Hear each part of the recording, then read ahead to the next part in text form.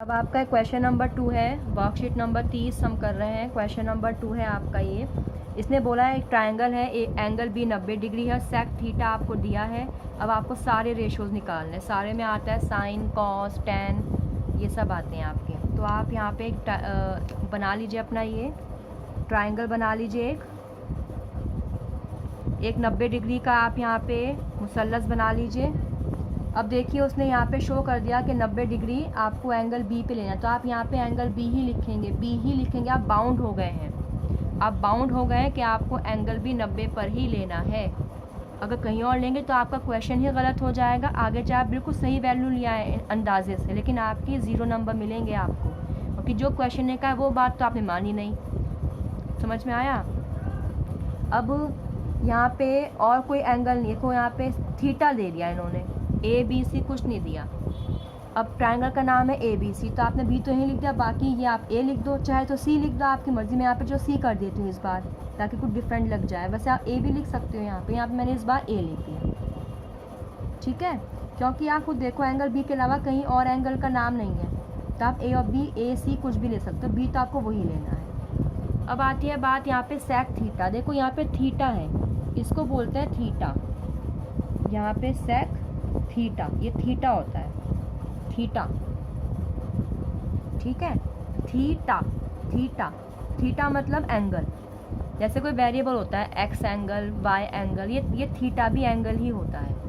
बस इतना फ़र्क है कि आप एक्स वाई जेड जो है किसी को भी डिनोट करने के लिख सकते हो। एंगल को भी शो करते हो एक्स वाई से, और साइड को भी शो करते हो, या किसी बच्चे ने कोई कितने टॉफ़ीज़ खाई, उन टॉफ़ी के नंबर को भी शो करने के लिए एक्स वाई जेड लेते हो, ठीक है। लेकिन जो थीटा होता है, थीटा सिर्फ जाविया को शो करने के लिए दिया जाता है। ये भी वेरिएबल ही है, क्यू नहीं है ये। देखो क्यू ऐसे बनता है, ऐसे, और ये बना है ऐसे, ऊपर जा रहा है, इसका फ़र्क है, क्यू मत बना देना। ये थीटा है, ये थीटा हमेशा एंगल को शो करने के लिए ही यूज़ किया जाता है। थीटा कभी भी किसी साइड को नहीं शो करता, किसी क्वांटिटी को शो नहीं करता, सिर्फ एंगल को ही शो करता है, ठीक है। तो यहाँ पे सेक थीटा है। सेक थीटा मतलब कोई भी एंगल है, ए भी एंगल हो सकता है, सी भी हो सकता है। हम यहाँ पे सी मान लेंगे।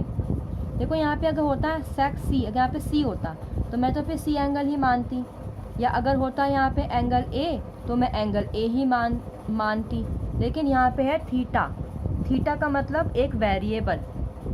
कोई भी एंगल आप ले सकते हो, आप ऊपर वाला एंगल भी ले सकते हो और नीचे वाला भी ले सकते हो। लेकिन जब आपको एंगल को निकालना तो कोशिश करना कि नीचे वाला ही लो। तो यहाँ पे आपने थीटा इसको थीटा ले लिया, एंगल सी को क्या ले लिया आपने, थीटा, ठीक है।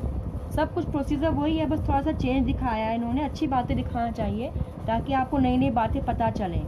जैसे मैंने यहाँ पे सी ले लिया, ए नहीं लिया। हमने पिछले क्वेश्चंस में हर जगह यहाँ पे ए लिया है, तो सी क्यों दिखाया मैंने, ये करने के लिए शो कि जब आपको कोई एंगल का नाम ना दिया हो तो आप ए सी ए कुछ भी ले सकते हो इसकी जगह। तो सेक थीटा कितना दिया हुआ है इसमें आपको, यहाँ पे दिया हुआ है 13/12 दिया हुआ है। अभी जल्दी से यहाँ पे एक लाइन कर लेते हैं। पंडित बद्री प्रसाद हर बोले करवा देते हैं। देखिए, सोना चांदी तोलो, पंडित बद्री प्रसाद हर बोले। क्लियर हुआ?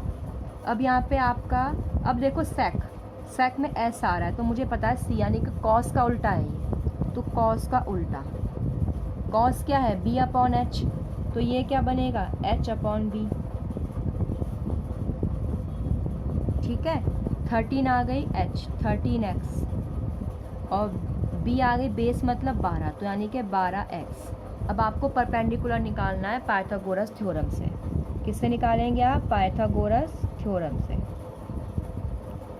देखो तरीका आप देख रहे होंगे, तीनों क्वेश्चन में आपने यहाँ भी पाइथागोरस थ्योरम का इस्तेमाल करा, यहाँ भी पाइथागोरस थ्योरम का इस्तेमाल करा, और यहाँ भी पाइथागोरस थ्योरम का इस्तेमाल करा। बस क्या हुआ, पहले आपको 10 दे दिया, तो 10 से आपने रेशो निकाल के डायग्राम में पुट कर दिया, और तीसरी साइड निकाल ली पाइथागोरस से। इस क्वेश्चन में कॉट दे दिया, फिर कॉट से आपने 2 साइड लिख ली और तीसरी साइड निकाल ली पाइथागोरस से। इसमें आपको सेक दे दिया, और सेक की मदद से आपने 2 साइड लिख ली और तीसरी साइड अब निकाल लोगे पाइथागोरस की मदद से। यहाँ पे थोड़ा डिफरेंट ये भी है कि आपने इन दोनों क्वेश्चन में अब तक हाइपोटेन्यूज ही निकाली थी, लेकिन यहाँ पे आपको अब परपेंडिकुलर निकालना है।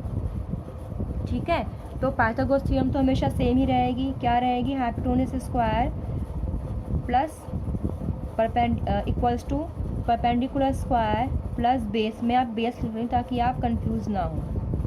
कभी आप बी को बी ये वाला बी समझ जाओ, तो मैं इसलिए यहाँ पे बेस लिख रही हूँ। ठीक है, तो इसको आप बॉक्स में कर दो। अब आपका एच कितना है? एच है आपका ए सी स्क्वायर, परपेंडिकुलर है आपका ए बी स्क्वायर और बेस है आपका B C square. B C का स्क्वायर आ गया। ए सी तो आपको दिया है 13x होल स्क्वायर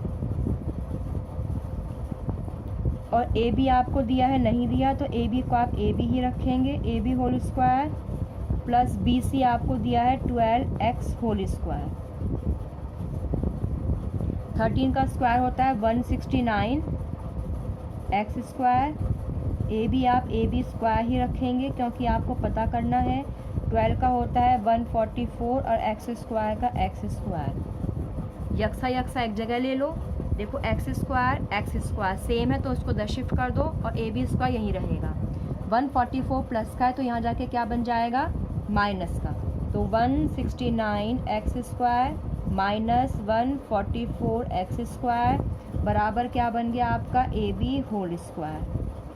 ठीक है, अब इन्हें माइनस कर दो। माइनस कर सकते हो क्योंकि यक्सा है, एक्स स्क्वायर सेम वेरिएबल है तो आप इनको माइनस प्लस कुछ भी कर सकते हो।